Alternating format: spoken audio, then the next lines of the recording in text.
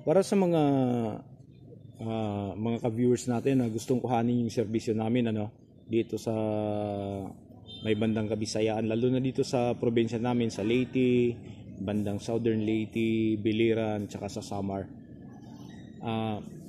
Yung natin, yung unit namin, yung setup ay nagdidepende po sa venue, nagdidepende sa venue at sa didepende sa espasyo ng paglalatagan namin ng mga ilaw tsaka yung sounds, nagdidepende yon. So ito yung mga gamit namin. So nandito tayo ngayon uli sa Hilongos Municipal Gym at kami yung kinuha ng LGU na mag-service dito sa 124th Civil Service Commission Anniversary. Yan, kami yung kinuha. So ito na yata yung pinakamalaking event dito sa bayan na to ngayong taon. So nandito mamaya yung iba't ibang ahensya ng gobyerno dito. Kaya ito, kung mapapansin nyo, may mga mesa. Yung paikot yung mga mesa, marami yan. Ayan. Tsaka mga upuan. Merong catering services dito na hindi ko alam kung 2 o 3, pero yung halos umuuko pa na catering services dito ay sa amin pa rin po yan, sa amo pa rin namin po yan. Ayan. So para sa mga gustong kumuha, nagbabala kumuha sa serbisyo namin, hindi lang lights and sound meron din tayong lead wall, tapos meron pa tayong catering services. So yung lead wall natin, ayan, ando doon sa stage. Ayun, kung mapapansin nyo, ayun siya. Ito yung lead wall natin. Yung lead wall natin, yung price niyan ay nagdidepende kung gaano kalaki yung kukuhanin nyo. Katulad nito, 24 panel siya.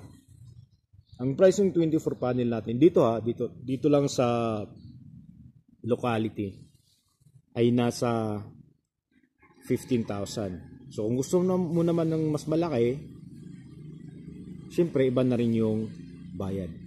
Okay, sa mga ulitin natin sa mga nagtatanong. Yung setup ng mga gamit natin ay nagdidepende sa paglalatagan natin ng sounds, pagkakabitan natin ng mga ilaw. Ayan, so nagdidepende yan. Katulad nito. Tapos yung stage, napakalaki ng stage nito. Ayan siya. So kung mapapansin nyo, may mga ilaw pa rin siya diyan sa taas na nilagay namin. Ayan. Okay? Lapit natin konti para makita nyo. Ayan. So may mga ilaw pa dyan. May mga 4 na vertical na nakalagay na bakal. Tapos may mga ilaw na nakakabit. Okay? Tapos sa baba. Ayan. So kung mas malaki pa dito, mas maraming ilaw pa yung ikakabit namin. Ayan. Okay? So ayan yung mga gamit natin. So nag-umpisa kami kahapon ng mga alas 4 ng hapon. At dahil nga medyo maraming nagpa-practice, kanta, sayaw, tsaka yung ipipresent nila sa event na to, na medyo napahinto kami, kaya inabutan kami ng alas 4 ng madaling araw. So tumigil kami ng alas 4 ng madaling araw. Ito, yung pa lang yung natapos namin. Yan. Okay, so hindi pa natitest tong natin, horizontal lights. Hindi pa natin na ititest. So pagkatapos ititest nyan, saka pa kami mag-speaker test at magsa-sound check.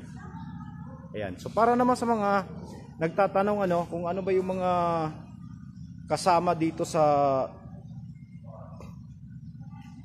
mga gamit natin maliban sa ilaw. So sa mga nagtatanong, itong lahat ng mga sub natin ay W ginagamit. So marami tayong mga ganyang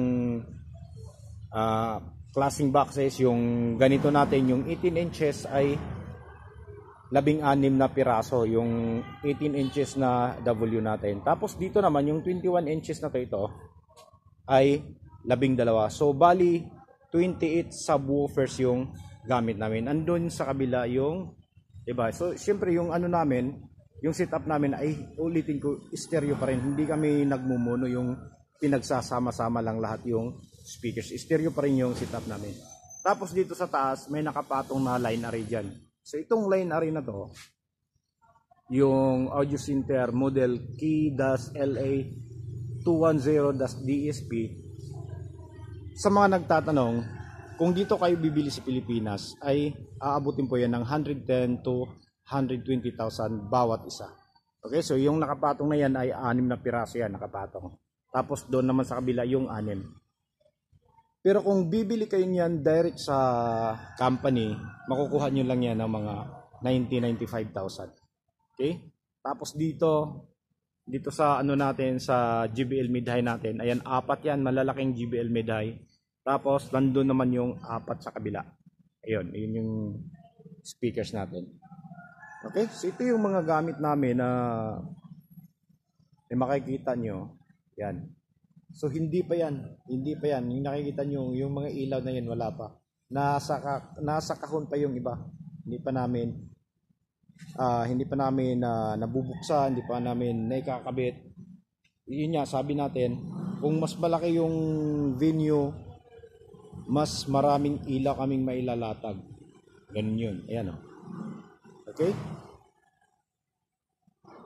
Yan yung mga gamit natin. Kaya siguro hanggang dito na lang muna. At least meron tayong update kung nasaan kami ngayon at ano yung pinagsiservisan namin. So maraming salamat. God bless at bye-bye.